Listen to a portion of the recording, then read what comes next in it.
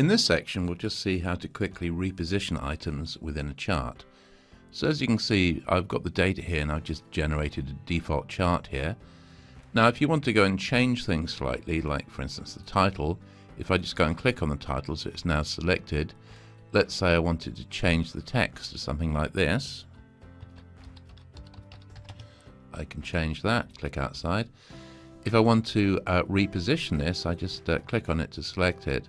And then what I do is I go to one of the edges here.